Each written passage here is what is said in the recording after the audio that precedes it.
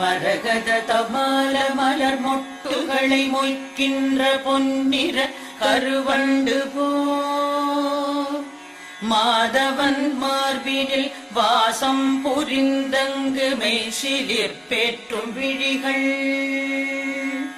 மரகத தமால மலர் மொட்டுகளை மொய்க்கின்ற பொன்னிற கருவண்டு போல்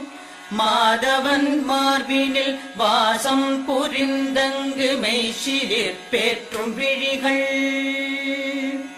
பரவும் பல்வடிவத்தின் செல்வ வளமாகிடும் திருமகளின் அழகு விழிகள்